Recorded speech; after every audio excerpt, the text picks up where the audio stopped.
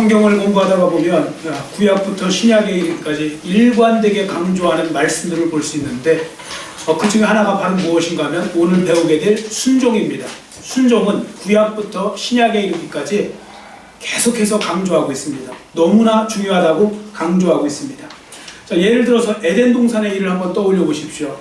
여러분, 아담과 하와가 타락하기 전의 상황을 떠올려 보시면 에덴 동산에서 유일하게 요구되어지는 덕행이 있었다면 그것은 순종이라고 할 수 있을 것입니다. 하나님이 주시는 말씀에 순종하기만 하면 그들은 에덴 동산에서 영원히 살 수 있었던 것입니다. 좀 리얼하게 말씀드리면 아담과 하와가 에덴 동산에서 살 수 있었던 유일한 조건이 순종에 있었다, 이렇게 생각해도 과언이 아닌 것입니다. 그런데 안타깝게도요, 아담과 하와는 결국 에덴 동산에서 쫓겨나고 말았죠. 그 이유는 여러분이 잘 아시는 바와 같이 하나님 말씀에 불순종했기 때문에 그렇습니다. 그들은 마귀의 꾀에 넘어가서요, 하나님 말씀에 불순종하여 먹지 말라는 선악과를 따서 먹었습니다. 그러니까 이 말씀을 종합해 볼 때 우리는 이렇게 생각해 볼 수 있습니다. 순종은 아담과 하와로 에덴 동산에서 살게 만든 거고요, 불순종은 아담과 하와로 에덴 동산에서 쫓겨나게 만든 것입니다. 이렇게 순종은 굉장히 중요한 주제가 됩니다, 우리 그리스도인들에게. 자, 그러면 성경의 맨 끝부분이요, 요한계시록 맨 끝부분이죠. 그러니까 성경의 그 창세기는 인류의 시작을 기록한 책이라면 요한계시록은 인류의 끝이 어떻게 될 것인가를 보여주는 기록인데, 자, 그럼 요한계시록에는 순종에 대해서 어떻게 나타날까, 이 부분을 생각해 보면 우리가 순종이 얼마나 중요한지를 알 수 있겠죠. 자, 요한계시록 마지막 장이 22장인데요. 자, 22장 14절 앞에 보시고 같이 읽습니다.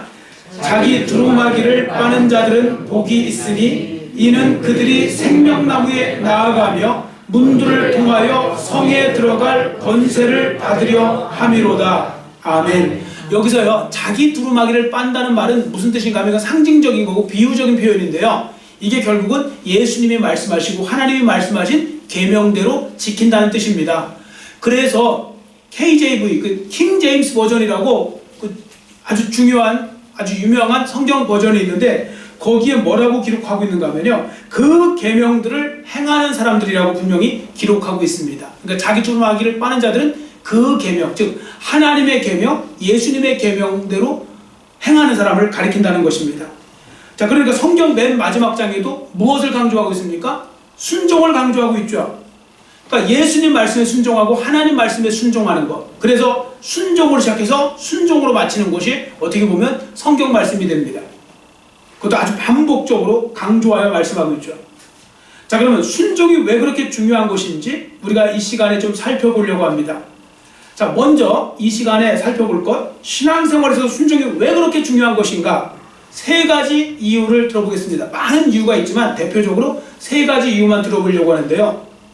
첫 번째, 신앙생활에서 순종이 중요한 이유는 순종이 오늘 나의 삶 속에서 내가 하나님의 주권을 얼마나 인정하는지 보여주는 시금석이 되기 때문에 그렇습니다. 그러니까 순종하는 것을 보면 그 사람이 진짜 하나님의 주권을 인정하는 사람인지 말로만 인정하고 있는 사람인지를 알 수 있다는 말씀입니다. 자, 본문 46절 말씀이 그 부분에 관한 말씀인데요. 자, 본문 46절을 우리 한번 같이 읽겠습니다. 너희는 나를 불러 주여 주여 하면서도 어찌하여 내가 말하는 것을 행하지 아니하느냐. 아멘. 이건 예수님께서요, 제자들에게 주신 말씀입니다.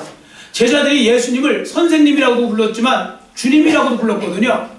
그랬을 때 예수님께서 하시는 말씀이 너희가 나를 자꾸 주여 주여 주님이라고 부르면서 그런데 왜 내가 하는 말대로 행하지 않느냐, 왜 내가 가르쳐준 그 계명대로 살지 않느냐, 그렇게 지금 말씀하고 계시는 것입니다. 여러분, 이 말씀을 들으시니 어떠십니까? 마치 오늘 여러분과 저 자신에게 이렇게 주님이 주시는 말씀 같지 않습니까? 저만 그런 느낌이 있나요? 저는 이 말씀을 묵상하는데 마치 저를 향해서 주님이 마치 혼내키시면서 하는 말씀처럼 저는 들렸습니다. 너는 나를 주님이라고 보면서 어쩌면 그렇게 내가 말한 대로 살지 않고 내가 주인인 것처럼 살고 있느냐, 이렇게 혼내키시는 것처럼 들렸습니다. 여러분을 향해서도 혹시 지금 주님은 그렇게 말씀하시는 것 아닐까요? 아무개야, 너는 입으로만 주님 소리 찾지 내 말대로 사는 것을 별로 못 봤구나. 어쩌면 그렇게 불순종하기를 밥 먹듯이 하고 있느냐. 이렇게 주님이 여러분과 저에게 말씀하고 있지는 않을까요? 자, 이런 생각이 드신다면 우리가 정말 회개할 필요가 있는 것입니다. 여러분, 주님께서 여러분께 직접 이렇게 물어보신다면 여러분은 무엇이라고 대답하시겠습니까? 제가 진지하게 한번 질문을 드려볼 테니까 여러분들 정직하게 대답해 주시면 좋겠습니다. 여러분, 예수님께서 여러분의 주인이라고 정말로 인정하십니까? 정말로 그렇게 인정하신다면 순종하셔야 됩니다. 여러분 잘 생각해 보세요. 주님이라고, 누구한테 주님이라고 부르죠? 뭐 세상 사람들은 장난치느냐고, 술 좋아하는 사람들은 술, 주님, 술을 보면서 주님이라고 표현한다고 하는데 그건 뭐 장난 아니냐고 하는 이야기지만 보편적으로 주님이라고 할 때, 주인님 할 때는요, 종이나 머슴이나 하인이나 이러한 사람들이 주인님이라고 부르죠. 주라고 부르는 것입니다. 주님이라고.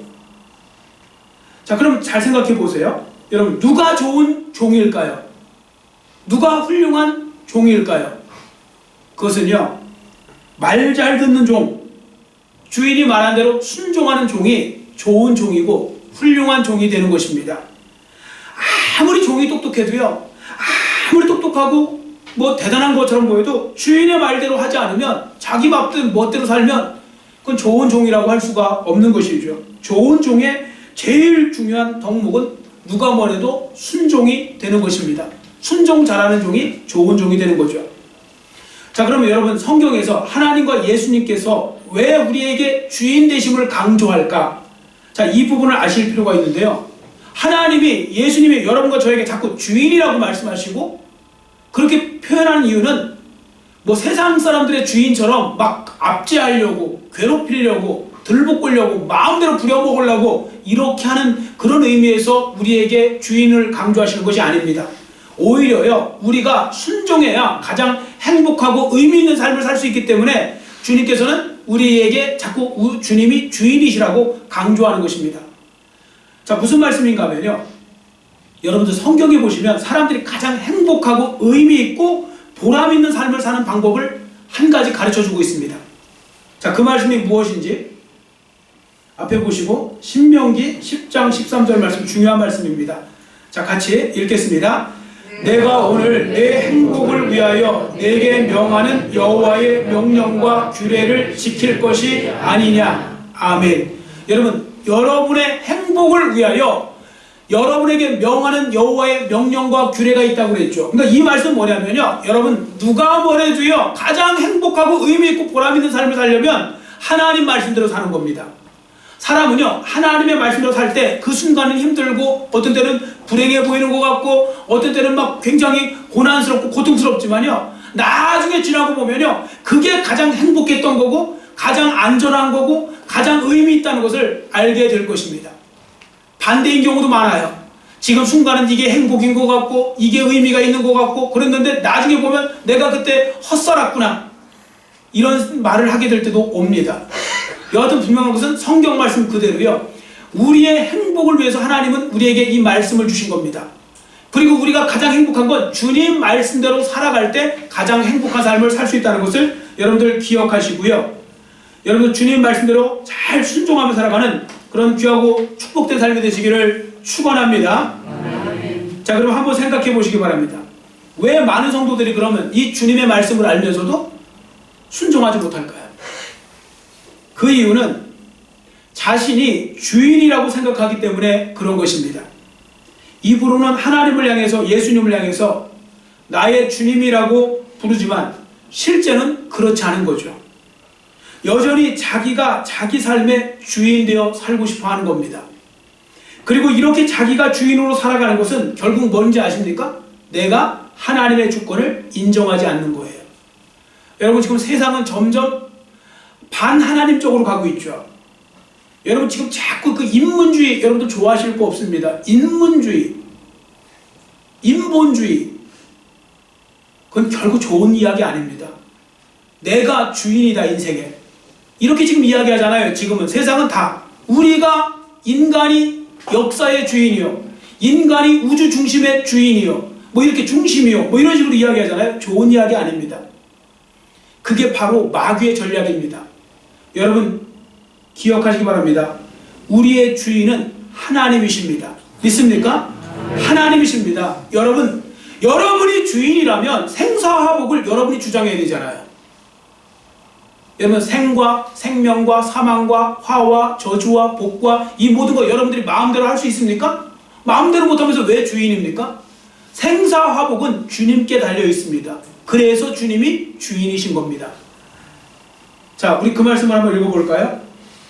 잠언서 30장 19절 말씀 같이 읽겠습니다. 신명기 30장 19절 같이 읽겠습니다. 내가 오늘 하늘과 땅을 불러 너희에게 증거를 삼노라. 내가 생명과 사망과 복과 저주를 내 앞에 두었은즉 너와 내 자손이 살기 위하여 생명을 택하고. 아멘. 자, 이 말씀에 보시는 바와 같이 우리 앞에 생명과 사망과 화와 복 이런 여러 가지들이 있는데요. 이걸 주님이 놓아주신 겁니다. 그렇기 때문에 우리 생사화복을 주장하시는 분은 주님이시니까 우리가 주인이 될 수는 없죠. 우리는 주인이신 하나님이 허락하시는 만큼만 사는 겁니다.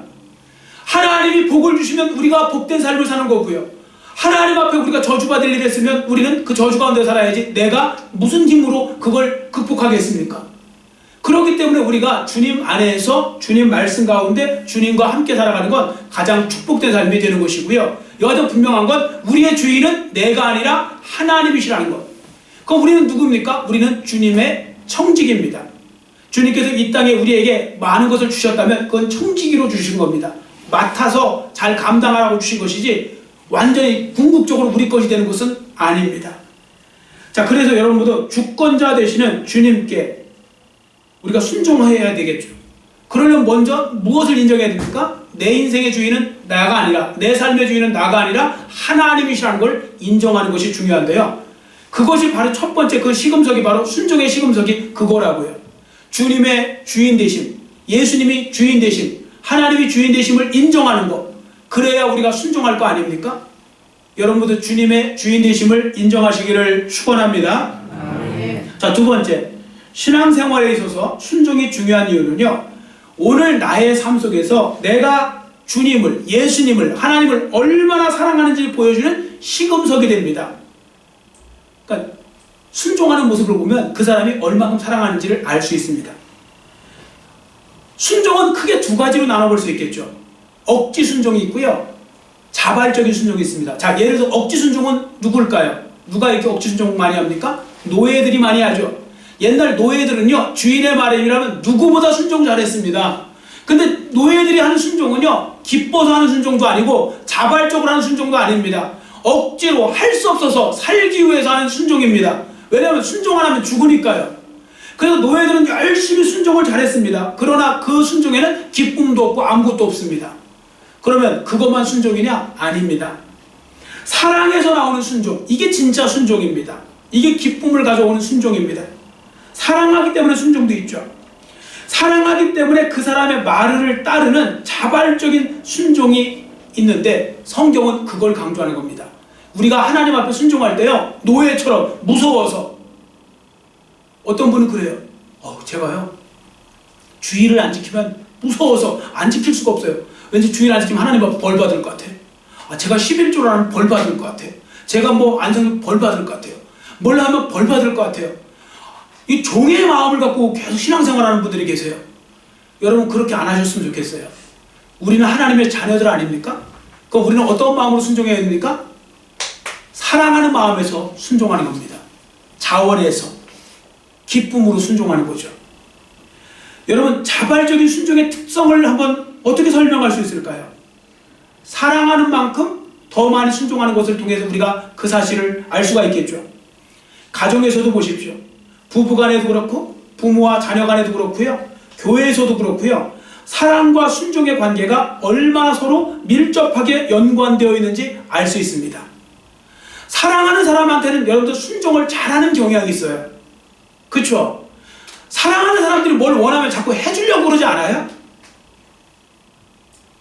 그러니까 가능하면 그 사랑하는 사람이 뭘 원하는 걸 자꾸 해주려고 그런다고요. 사랑하게 되면요, 한참 사랑이 막 들끓으면요, 그렇게 되는다니까요. 사람이 본능적으로 그 사람이 아무리 어려운 일을 부탁해도요, 순종합니다. 그 사람이 아무리 내가 바빠도요, 그 사람이 원하는 거 해줍니다. 그 사람이 뭘 이렇게 저기 하면 자꾸 해주고 싶어요. 그 사람이 말 안 해도 해주고 싶은 게 사람이에요. 그 사람의 본능이 그렇습니다. 심지어 어떤 경우는요, 뻔히 죄인 줄 알면서도 사랑하는 사람을 만족시켜주기 위해서 그 일을 행하는 경우도 있습니다. 사랑은 본능에 어떻게 속하는 것처럼 막 그렇게 사람이 그렇게 되더라니까요. 자발적으로 그것도요. 자기가 좋아서 막 그렇게 해주는 것입니다. 그런데 어느 날 순종을 잘하던 사람이 순종하기를 그만두고요, 자꾸만 삐딱하게 굴어요. 그리고 말하면 일부러 더 안 해줘요. 막 그러면요, 거의 99% 상대에 대한 사랑이 식었거나 사랑을 잃어버린 겁니다. 본인은 이런저런 핑계대면서 내가 지금 바빠서, 뭐해서, 피곤해서, 뭐해서, 지금 일이 많아서, 또 뭐가 지금 경제적으로 여건이 안 되어서, 지금 내가 상황이 그렇게 안 되어서, 뭐 이런저런 이야기를 많이 하지만 정작 중요한 건 사랑이 식어서 그런 거죠. 왜냐하면 인간은요, 사랑하는 만큼 순종하게 되어 있고요, 미운 만큼 삐딱한 태도를 보이는 것이 사람의 마음인 것입니다. 그래서 보십시오. 사랑하는 사람들을 보면 뭐라고 표현합니까? 나는 당신을 사랑합니다. 나는 이미 당신의 사랑의 노예가 되어버렸습니다. 뭐 이런 표현 쓰잖아요. 아주 유치찬란한 표현이에요. 나는 사랑의 노예가 되어버렸습니다. 그런데 그게 굉장히 유치하다, 아우 소름 돋는 표현, 아우 닭살돋아 이러지만요, 그거 진짜인 거 아시죠? 사랑의 노예라는 말이 딱 맞는 표현이에요. 왜냐면 저절로 막 노예가 주인한테 순종하듯이요, 사랑하면 막 그렇게 하게 되어 있어요. 그 사람을 위해서 모든 것을 다 어떻게 보면 해주고 싶어 하는 게 사람의 마음이거든요. 자, 제가 지금 이 부분을 계속 강조하는 이유가 뭘까요? 이 말씀 때문에 그렇습니다. 자, 앞에 보시고 요한복음 14장 23절 말씀 같이 읽겠습니다. 예수께서 대답하여 이르시되 사람이 나를 사랑하면 내 말을 지키리니. 아멘. 제가 어느 순간 이 말씀을 묵상하면서 마음에 확 와닿은 것이 있어요. 이게 진짜 맞는 말씀 아닌가? 예수님께서 사람이, 여러분이 예수님을 사랑하면 예수님이 하신 말씀을 지키려고 애를 쓴다는 거예요. 애를 쓴다는 거죠. 진짜 사랑하는 사람이요, 진짜 사랑하는 사람이 자기에게 담배 좀 끊었으면 좋겠어. 난 자기 담배 피우는 것만 보면 너무 마음도 아파. 나는 그것만 없었으면 좋겠어. 그러면요, 막 못 끊더라도 끊으려고 막 애를 쓴다는 거죠. 막 수십 번 하다가 실패하더라도. 왜냐면 사람은요, 그 말을 지켜주려고 애를 쓰는 거예요. 우리가 예수님을 사랑하잖아요. 그러면 하나님이 하신 말씀대로 살려고 애를 쓴다는 거죠. 되든지 안 되든지 열심히 그 계명대로 살려고 애를 쓴다는 것입니다. 그럼 본능이니까요. 그러므로 자발적으로 그것도요, 기쁨으로 순종하게 되어 있는 것입니다. 이처럼 주님을 향한 나의 순종의 모습은요, 지금 내가 주님을 얼마나 사랑하는지 보여주는 겁니다. 아유, 나 지금 하나님 말씀 하나 순종할 줄 몰라요. 그러면 그 사람은 주님을 사랑한다는 말을 잘 생각해 보셔야 돼요. 진짜 사랑하는 건지. 아마 아닐 겁니다. 자, 그 다음에 신앙생활에서 순종이 중요한 이유는요, 오늘 나의 삶 속에서 나의 믿음이 어느 정도인가 보여주는 시금석이 된다는 겁니다. 내 믿음이 어느 정도인가 보여줍니다. 야고보서가 강조하는 말씀이 있죠. 행함이 없는 믿음은 죽은 믿음이다 그랬습니다. 행함이 없다는 말씀은 하나님이 하신 말씀을 안 행한 거잖아요. 그러니까 이게 다른 말로 뭡니까? 불순종이죠. 그러니까 불순종하는 믿음은 죽은 믿음이다, 이렇게 표현합니다. 자, 야고보서 2장 20절 앞에 보시고 같이 읽습니다. 아, 허탄한 사람아, 행함이 없는 믿음이 헛것인 줄을 알고자 하느냐. 아멘. 무슨 말씀입니까? 순종 없이 입으로 백날 믿는다고 말해도 헛믿음에 불과하다는 거죠. 만약에 여러분에게 하나님께서 어떤 말씀을 하셨을 때 즉각적으로 온전히 순종하지 못하신다면 여러분에게는 더 큰 믿음이 필요할 수도 있습니다. 왜냐하면 조금 전에 말씀드렸잖아요. 사랑하지 않아서 순종도 못하지만 또 때로는 믿음이 작아서 순종 못하는 경우도 있습니다. 의심이 들어갔고, 의심이 들면 겁이 나거든요. 두렵거든요. 염려가 생기거든요. 그럼 순종하기 어렵죠. 한번 예를 들어 보겠습니다. 한 겨울에 얼어있는 호수 앞에 세 사람이 있었습니다. 세 사람이 내기를 했습니다. 이 호수 건너가기. 첫 번째 사람이 딱 도전을 했습니다. 도전을 했는데 이 사람은 아예 물 자체를 못 들어와요. 호수에. 왜 못 들어오는가? 아무래도 들어가면 깨질 것 같아요. 깨질 것 같아갖고 내가 건너가기가 어려운 것입니다. 전혀 얼음에 대해서 1%도 믿음이 없는 거죠. 그러니까 못 들어가는 거예요. 근데 두 번째 사람이 이리 저리 비키라고, 그리고 두 번째 사람이 딱 들어가는 거예요. 들어가더니 몇 발짝 걷더니 더 이상 나가지를 못해요.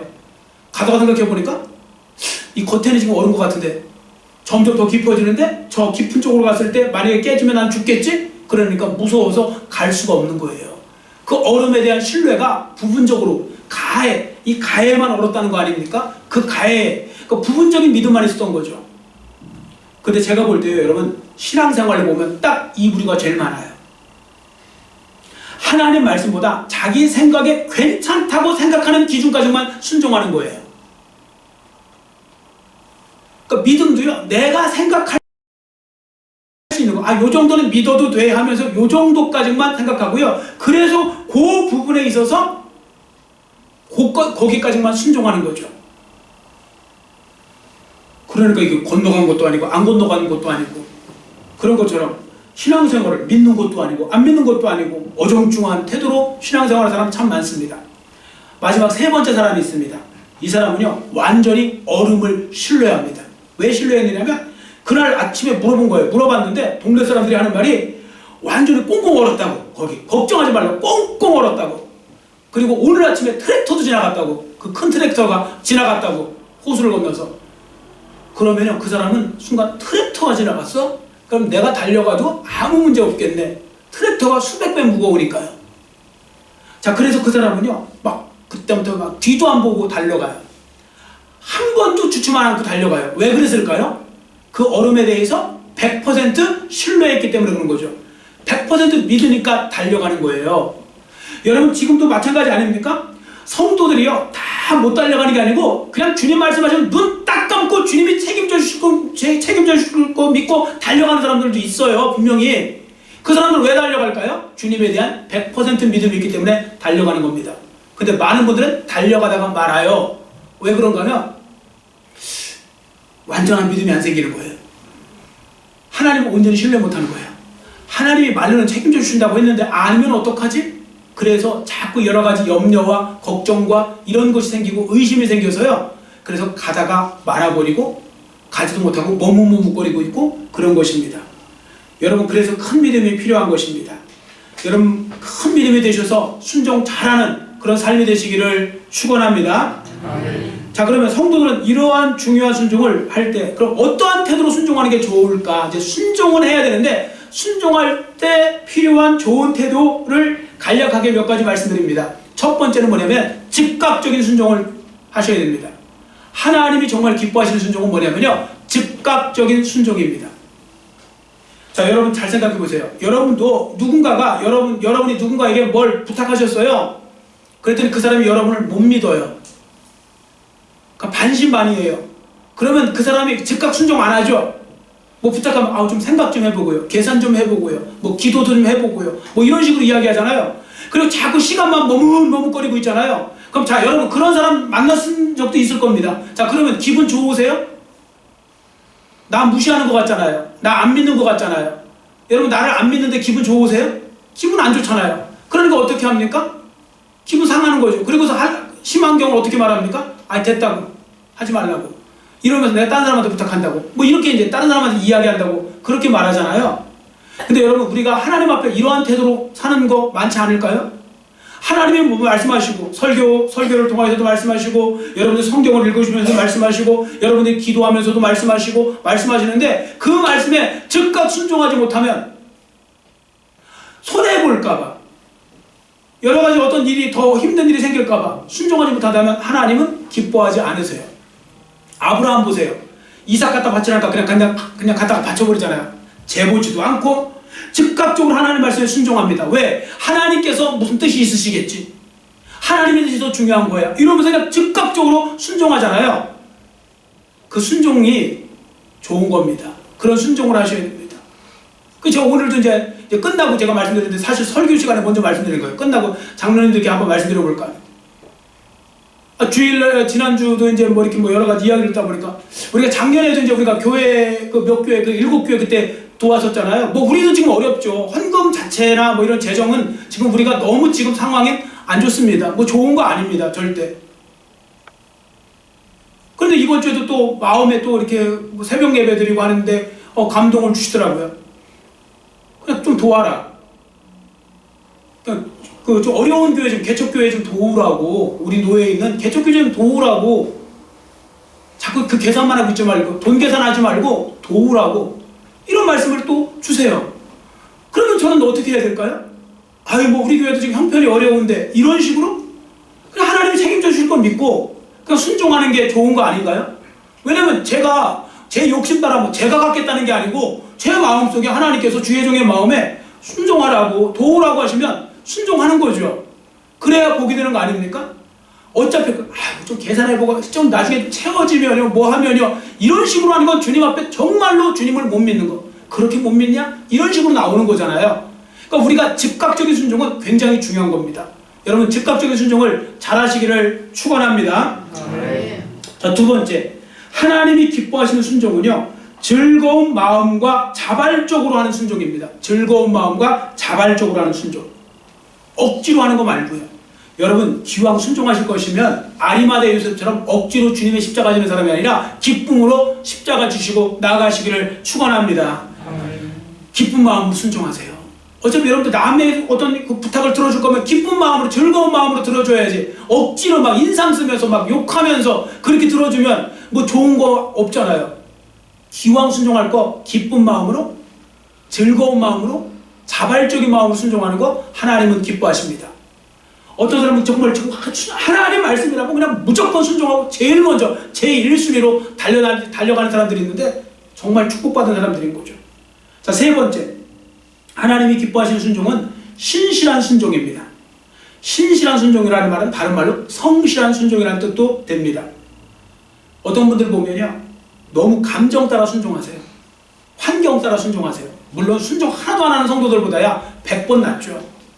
그런데 너무 감정 따라서 하면 자꾸 순종 잘했다가 못했다가, 환경 따라 이랬다 저랬다, 열심히 섬겼다가 대충 섬겼다가 뭐 이런 식으로 간단 말입니다.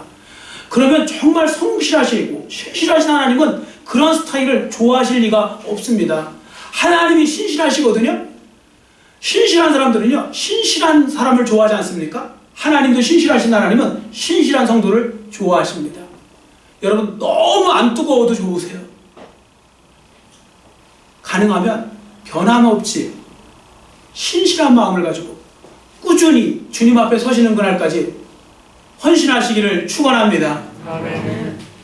그러니까 너무 업앤다운이 심한 분이 제일 힘들어요. 이랬다 저랬다 금방 천국 갔다가 막 지옥 갔다가 왔다 갔다 하는 사람들, 올라갔다 내려갔다 옆으로 갔다가 주저앉았다가 막 일어섰다가 막 정신이 하나도 없어요. 시키려고 그러면. 그래서 맨날 그 사람의 얼굴 표정을 봐야 돼. 오늘 이 사람이 어떤 상태인가? 천국인가 지옥인가?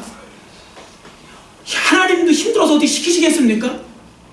그냥 변함없이 꾸준히 진득하게 그렇게 나가는 것이 중요한 거죠. 하나님은 신실하게 순종하는 사람을 기뻐하십니다. 그리고 또 한 가지 끝으로 하나님이 기뻐하시는 순종은 겸손한 순종입니다. 겸손한 순종. 이거 조심하셔야 될 것 중에 하나가 뭐냐면요, 나름대로 믿음이 있어서 열심히 순종하는데 일 다 해놓고 생색 다 자기가 내는 사람, 그러면 좋은 종이 아닙니다. 좋은 순종도 아닙니다. 여러분들 옛날에 머슴들 누가복음에서 나오잖아요. 옛날 종들이 열심히 일하고 와요. 그럼 주인은 집에서 뭐 하고 있을까요? 놀고 있어요. 근데 열심히 일하고 왔는데 그러면 주인이 와서 밥 해놓고 기다리는 게 아니에요. 그 종이 와서 또 자기가 또 밥을 해야 돼요. 그리고 주인 먹을 때까지 기다렸다가 자기는 뒤에 먹어야 돼요. 그렇다고 종이 내가 이렇게 생각, 주인은 내 공로로 사는 거라고 이렇게 하면 어떻게 되겠습니까? 그때 뭐라 했습니까? 저는 그저 무익한 종일 뿐입니다. 그렇게 표현하잖아요. 여러분, 순종 잘하셔서 열심히 주님 섬기는 건 좋으신데 겸손하게 섬기세요. 그건 뭐냐면 하나님이 힘 주셔서 했습니다. 하나님이 물질도 주셔서 제가 헌금했습니다. 하나님이 힘 주셔서 제가 봉사도 했습니다. 하나님이 힘 주셔서 뭘 했습니다. 하나님이 힘 주셔서 남을 도와줬습니다. 이런 식으로. 그래서 다 주님이 하신 겁니다. 이렇게 나가야 겸손한 순종이 되는 것입니다. 그런데 그냥 막 자기 그 공로 인정해달라고 바쁜 분들이 있으면 그건 교만한 순종이니까 하나님 기뻐하시는 순종이 아닌 것입니다. 자, 저를 따라해 주시기 바랍니다. 제가 이렇게 쓰임받다니 영광입니다. 제가 이렇게 쓰임받다니 영광입니다. 아멘. 여러분에게 하나님께서 물질을 주시고 시간을 주시고 건강을 주시고 그래서 여러분들이 만약에 섬겼다면 그건 하나님의 은혜인 것이지 우리가 자랑할 것은 없는 것입니다. 다 하나님의 은혜로 그렇게 되는 것이죠. 여튼 유명한 성서 주석가인 윌리엄 바클레이 목사님은 이렇게 오늘 본문이 보여주는 중요한 메시지를 이렇게 요약했습니다. 오늘 본문이 보여주는 두 가지 형태의 비유는 오늘 우리에게 인생의 올바른 토대를 세우는 일이 얼마나 중요한가 하는 사실을 잘 보여주고 있습니다. 인생의 참된 토대는 예수님의 가르침에 순종하는 일뿐인 것입니다. 그렇게 표현했습니다. 여러분 마지막으로 한 가지 말씀드립니다. 잘 보세요. 저를 보시고 우리는요 자꾸 성경 말씀을 취사선택하는 경향이 많아요. 근데 취사선택을 어떻게 하냐면 다 자기 위주로 해버려요. 본능적, 그것도 본능이죠. 죄성을 가진 인간의 본능. 뭐냐면 내가 좋은 것만 줄쳐놔요. 성경에도. 그죠? 여러분 성경책에 줄쳐놓은 데 보세요. 맨날 나는 마음이 온유하고 겸손하니 뭐를 어떻게 하고 너의 염려를 다 맡기라 이런 거에 다 줄쳐놓으셨을 거예요. 순종하자 거기 줄쳐놓으신 분 한번 집에 가서 찾아보시고 있으신 분은 저한테 연락주세요. 제가 상을 드리겠습니다. 정말 필요한 건 순종하는 건데 순종 이런 거에 잘 줄 안 쳐요. 왜? 순종하려면 벌써 뭔가 힘든 것 같아요. 여러분 성경 말씀을 여러분들 보실 때요 균형 있게 보셔야 돼요. 근데 성경에 정말 중요한 건 뭐냐면요 순종 잘해야 그게 진짜 복이라는 거예요. 근데 사람들은 순종하고 이런 건 하나도 중요하게 안 여기는데 진짜 중요하게 여기는 걸 우리가 가볍게 여기서는 안 된다는 것입니다. 여러분 정말로 순종 잘하시는 분들이 되시기를 축원합니다. 하나님을 기쁘시게 드리고 내가 가장 행복한 삶을 살 수 있는 방법입니다. 그래서 예수님을 주인으로 인정하는 만큼 예수님을 사랑하는 만큼 예수님을 믿는 만큼 더 온전히 순종 잘하셔서 하나님을 기쁘시게 되는 삶이 되시고 여러분에게도 큰 유익이 되는 진정한 복된 삶, 행복한 삶의 주인공들이 되시기를 간절히 빌고 원합니다. 기도하겠습니다. 사랑의 하나님 아버지 감사합니다. 오늘은 말씀을 통하여 순종이 얼마나 중요한 것인지를 보았습니다. 아버지 순종이 중요한 것인데 우리는 너무나 이런 부분들을 우리가 가볍게 생각하고 또 모른 척하고 또 아버지 하나님 그냥 흘러넘길 때가 많은 것 같습니다. 아버지 하나님이여 우리가 이 모습을 다시 한번 우리가 돌아보면서 회개하기를 원하오니 하나님이 정말로 구약부터 신약까지 창세기부터 요한계시록까지 줄기차게 강조한 것이 이 순종이라는 엄청난 말씀이 들어있는데 이 말씀을 우리가 소홀히 한 것을 하나님 회개하게 하시고 다시 한번 주님 이 말씀을 붙들고 순종 잘하는 사람 그것도 억지로 노예처럼 종처럼 무서워서 두려워서 할 수 없어서 먹고 살기 위해서 순종하는 것이 아니라 진정으로 사랑하는 마음을 가지고 믿음 안에서 순종할 수 있는 참된 순종의 사람들 모두 될 수 있도록 은혜 베풀어 주시옵소서. 감사드리오며 예수님의 이름으로 간절히 축복하오며 기도드렸사옵나이다. 아멘.